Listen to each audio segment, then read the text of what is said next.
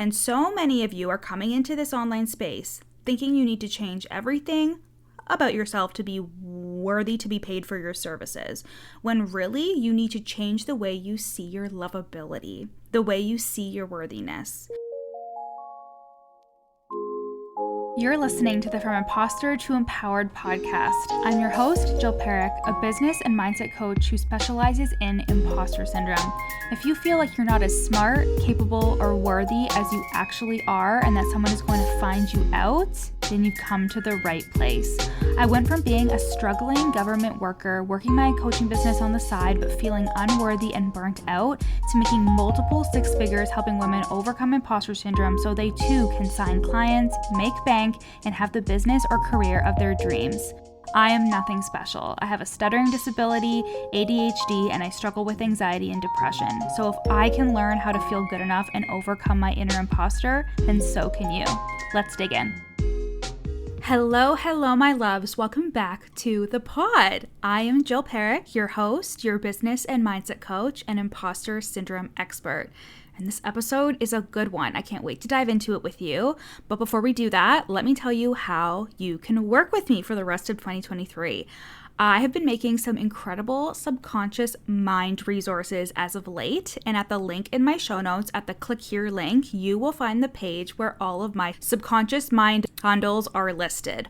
One of my favorite bundles that I just released is the Boss Bundle, which are 4 hypnosis tracks on overcoming imposter syndrome, eliminating comparison, having confidence in sales, and showing up for your business, and honey mindset. So this bundle is only $44, and you can purchase it, like I said, at the link in my show notes. And currently I am loving the coaching that I am doing with clients in Voxer. And now you can work with me in Voxer coaching for 3 months. So we start with a 90-minute deep dive, and then we get to work in Voxer. I coach my clients on worthiness in sales and with money, working through imposter syndrome, self-sabotage, and limiting beliefs that are all negatively impacting your business. And I help you grow your business to 5-figure months and 6-figure years using content that is easy to create and converts, as well as feel-good sales strategies. So head to the show notes where you can apply or send me a DM at your Coach Jill, and let's chat. Now let's get into the episode. So I once had a one-to-one client who had already made 6 figures in her business. And during our session, she said, "Oh, I'm in pajamas right now. I've been in pajamas all day. I should be more put together." And even though it was just a passing comment, I asked her what she meant by that. And she said that 6-figure coaches don't wear pajamas all day. And I just thought that that was so funny. And it isn't in the way that I was laughing at her, but I was laughing at the fact that so many of us come from corporate backgrounds like this client and I do. And we think that quitting our jobs and running our own businesses will free us from those chains of restriction and professionalism and what we make that mean. And really, we always bring those things with us. I asked her, what if you were told about how many millionaires sit around in sweatpants all day? Because the truth is, there are so many entrepreneurs that dress in a very polished and put together way, and there are also so many entrepreneurs, me included, who wear athletic gear and yoga pants and sweatpants and take calls on Zoom all day just like that. And don't get me wrong, when I get dressed up and I do my hair and my makeup and I record things, like, it feels good. But the quality of my coaching, or how good I feel about myself, does not change if I'm in sweatpants with no makeup on. Both of these things can be true, but my client was using the fact that she wasn't being professional as a dig against herself and her identity. And it really was just an innocent comment, truly. She just wanted to say it and move on. However, I asked her to stay there because I think it was an important lesson on identity. We use our own identity and the way that we are against ourselves all the time. So for the longest time, I told myself that because I stutter, I am not a good communicator or speaker, and successful entrepreneurs are good speakers. And do you see how I immediately canceled myself out from thinking of myself as a successful entrepreneur because of that one thing? Now, let's take it a step further. If I believe that I am not a successful entrepreneur, what will that do to my content creation and how I show up? How will that impede the thoughts I have about myself and what I'm capable of doing? Identity work is so much of the work that I do with my clients because how you see yourself is the beginning, it's the middle, and the end of everything you will create. And so many of you are coming into this online space thinking you need to change everything about yourself to be worthy to be paid for your services, when really you need to change the way you see your lovability, the way you see your worthiness. You are and always have been worthy. That hasn't changed. Your ability to see yourself as worthy, that is what has changed when you begin creating the results that you want to create. You were always worthy, just now you see it and you allow yourself to be enough. And you allow yourself to receive at this level of enough. Does this make sense? So with that being said, we keep ourselves in a rut. We keep ourselves stuck by believing that our next level selves, our highest version of ourselves, is someone completely different than who we are now, when really our highest selves are just us with different thoughts. And this has always been my issue with highest self work. I once had a coach who had us do an exercise that was like the highest version of ourselves, who had everything we wanted. Like I'm talking like private planes kind of rich here. And while the exercise was super fun and exciting at the time, I was living in a rental, working my full-time job, and just starting to bring in consistent money into my business. I couldn't reconcile how I was going to get from where I was to that place. And of course, when we're manifesting, the how isn't important, but when we're working towards our goals and improving ourselves, I think it's very important to be able to see ourselves in the goals we're trying to attain. Hey guys, I hope you're loving today's episode. I am just taking a brief pause in today's episode to share with you a client testimonial. These testimonials are either from group coaching clients or clients who are in my one-to-one coaching program. And I can't wait for you to hear how I have changed their lives and their businesses for the better.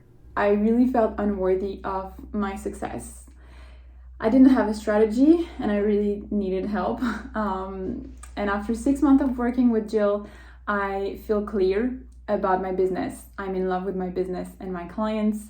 I made my biggest month ever in July, which was 15K, and I was able to take the whole month of August off and travel to see my family that I haven't been able to see in 2.5 years due to COVID.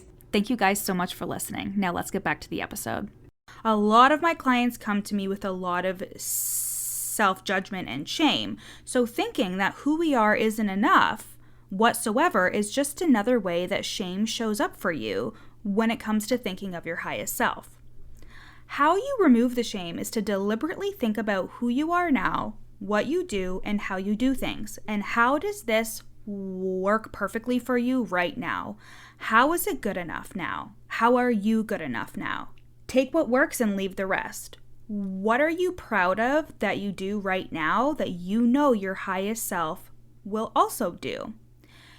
Like, listen, I really love being comfortable, especially with sensory sensitivities as someone who has ADHD. So, like I said, I'll get dressed up for events. That stuff is fun. But in my day-to-day, I like wearing cute little matching sets, nice yoga pants, comfy clothes. And just like my client, I had to look at what my thoughts were about professionalism and what it meant about me.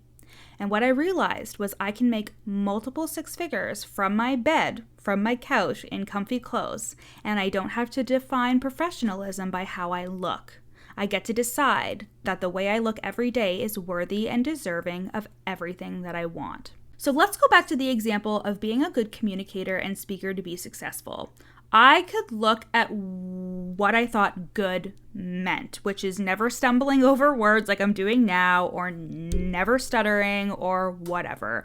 But real people do stumble over their words. And what does being a good speaker have to do with being successful? There are so many hidden meanings and assumptions we give to our ideas and opinions, and that's why I love doing what I do with my clients, because we completely rip apart everything that they think and know and redefine what it means to be successful, what it means to be wealthy, what it means to be good enough. Because once you decide that you are good enough as you are and that you can receive as you are, that is when the floodgates really open up. And at the end of the day, what I really want to drive home to you in this episode is that you get to make everything mean something that suits you and your life and your growth and your happiness. You are allowed to challenge the rules and stories that you grew up with and subscribe to, and you can just choose to not subscribe to them. One of my past coaches was really into really fancy branding and clothing, and how she dresses herself is really important to her. And if I felt unworthy, I would have made that mean that I won't be as successful as her because I cared less about how I dressed and therefore wasn't professional. But fuck that shit. It was just another way that I would have decided that I wasn't good enough. Be aware of all the ways your brain tries to convince you that you aren't good enough. So how do you believe that you're enough? You look at who you are and your current identity with love, compassion, and free from self-judgment and shame. And you look at personal development and growth and inner work as a way for you to just amplify those parts of yourself that you love, rather than eliminate the parts of you that you dislike. Specifically, if you are trying to step into the identity of a six-figure coach, or even a coach who just makes fucking money, where are you telling yourself that you don't fit the bill? And how can you challenge that? How can you question that? What would a coach that makes money look like and be like? How can you use that for growth and expansion instead of shame and contraction? These are good questions for you to ask yourselves. So I want you to write that shit down and then DM me on Instagram to let me know how it goes. And like I said, head to the show notes so you can purchase one of my amazing subconscious reprogramming bundles. I definitely recommend getting started with the Boss Hypnosis bundle, which has hypnosis tracks on the cornerstones of business: imposter syndrome, comparison, confidence in sales, and money mindset. And for those of you who are seeking mentorship with me, you can apply to work with me in one-to-one Voxer coaching, where we meet for a 90-minute deep dive and then we work together in Voxer for 3 months. And that application is at the link in my show notes, or you can send me a DM on Instagram at Your Coach Jill and we can chat about it. Okay? I love you guys, and I'll see you next week. Thanks so much for listening to the From Imposter to Empowered podcast. Head to the show notes to learn how you can work with me, where you can buy my best-selling book, You're Not Special, and how to get on my email list for free. Screenshot this episode and add it to your Instagram stories, tagging me at Your Coach Jill. See you next time.